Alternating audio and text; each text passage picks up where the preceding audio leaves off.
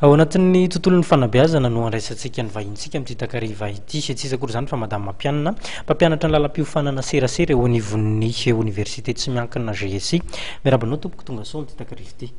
Mirabanjaka dia mirabantsika rehetra ny tokantrano any. Ataontsika hoe fa maro dia maro no mahafantatra ny GSI, misy ihany ireo vitsivitsy tsy mahafantatra an'izay antsoina hoe GSI izay na dia hoe université tsy miankina ary izy ity. Tsaratsara iny angamba raha mahatonga mampianana ny ampahafantarana ny mpijery ny mahakasika ny hoe inona marina moa ny ataon'ny GSI.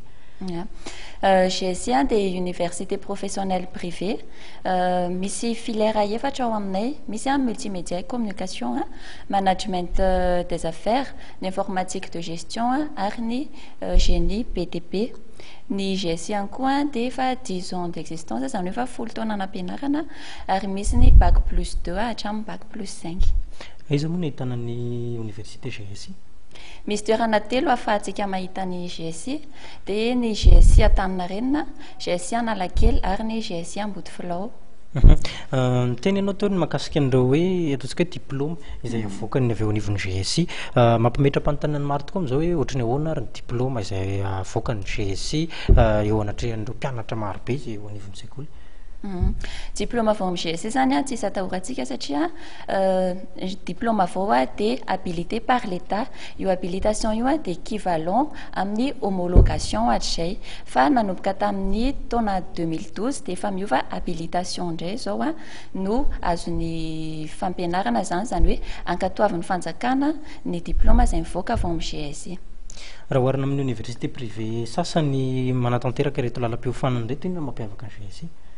Ie, maromaro any zavatra mampiavaka ny GSI, dia raha natsikaritra antsika teo dia ny fisian'ny filière double option, izany hoe misy ohatra ny informatique de gestion, sady mahafehy ny informatique ilay ankizy no mahafehy ny gestion, toy izany koa multimédia communication, mikirakira ny resaka multimédia ary ny resaka serasera, ny management des affaires manao resaka finance sy ny comptabilité, ary ny génie BTP manao resaka gestion sy ny resaka bâtiment et travaux publics koa ao anatin'izay. Anisany mampiavaka ny GSI ihany koa dia ny fananany ireo mpampianatra matianina sy ny fomba fampianarana miavaka, tsy ohatran'ireo fampianarana hafa zany fa araky ny fitakian'ireo orinasa, ary marina ihany koa fa ny fampianarana aminay dia efa manaraka ny système LMD. Raha mahatonga mampianana misy ny fidirana vaovao indray eo anivon'ny GSI, roviny io daty io dia amin'ny lalam-piofanana iny.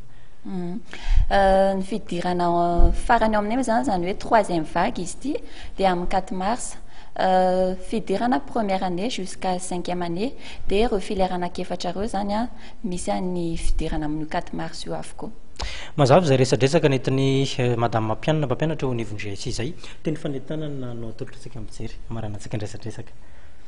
Ie, dia manentana antsika tsirairay avy zany ho an'ireo ankizy vao afaka baka, eo ihany koa an'ireo mbola te hanitatra fianarana, fa faly dia faly izay mandray anareo an-tanandrio io 4 mars io ny farany, dia manentana nareo dia n'izao zany mba hisoratra anarana eo anivon'ireo toerana anankitelo misy ny GSI ireo. Isorana feny ny tompony andraikitra eo anivon'ny université GSI.